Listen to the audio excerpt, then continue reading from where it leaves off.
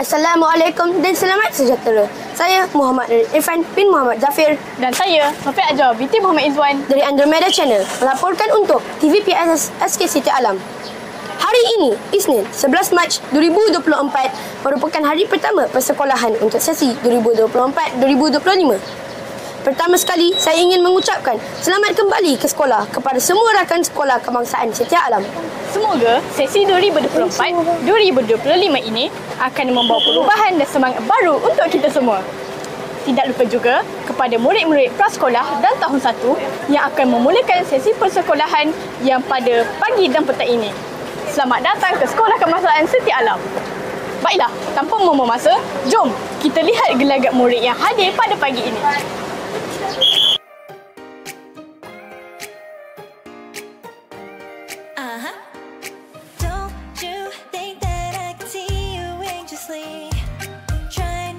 Catch a glimpse of me. Don't you worry, it's okay to take a peek. See the magic words now, pretty please. Yeah, try to hide it, and you've gotten curious. So let your feelings out, stop playing dumb. 'Cause you know I am the fire, I got a feeling. Wanna come a little closer? Relay, relay, relay. Be me. Those lips in your eyes, I'll trade it with mine. It's now or never. I'm tired of guessing, so don't you wanna come a little closer? Why are you playing cool? Just tell me what you're gonna do, boy. Take my hands, draw me close. That's when you'll. Bersama-sama saya sekarang ialah Encik Zairul Ermadi bin Muhammad Syahali, iaitu yang di-Pertua Persatuan Ibu Bapa dan Guru SK Setia Alam. Apa khabar Encik Zairul? Alhamdulillah, sihat Ryan. Hari ini saya sangat seronoklah dapat jumpa Ryan. Encik Zairul, boleh Encik Zairul kongsikan apakah harapan Encik Zairul kepada murid-murid sempena sesi 2024-2025 ini?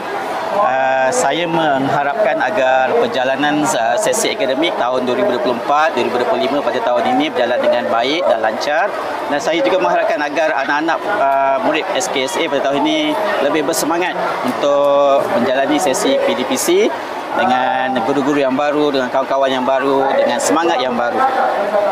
Itu saja. Terima kasih Encik Zairul kerana sudi ditemu ramah. Terima kasih kembali Ryan. Terima kasih juga Andromeda.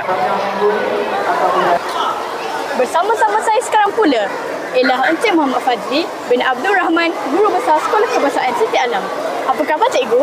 Khabar baik, Alhamdulillah. Boleh Cikgu kongsikan apakah persediaan yang telah dilakukan oleh pihak sekolah sempena sesi persekolahan 2024-2025 ini? Okey, baik, Alhamdulillah, hari ini hari pertama persekolahan dapat berlangsung dengan baik, dan persiapan pihak sekolah antaranya sejak bermula cuti tempoh hari kita dah buat penyelenggaraan bangunan. Kita telah baik pulih semua alatan-alatan ataupun peralatan-peralatan dalam kelas, termasuklah lantai, kursi meja, kipas, lampu, tandas dan sebagainya. Dan menjelang pembukaan sekolah semuanya dah bersiap sedia, dan alhamdulillah hari ini sesi pertama persekolahan kita dapat lihat semuanya dalam keadaan baik untuk menghasilkan anak yang baik lagi cerdik di Sekolah Kebangsaan Setia Alam. Baik, terima kasih Cikgu Fadli kerana sudi ditemu ramah. Sama-sama. Bye.